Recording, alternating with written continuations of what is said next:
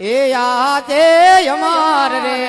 ગાલીના પેલા પુષ્પાયા પો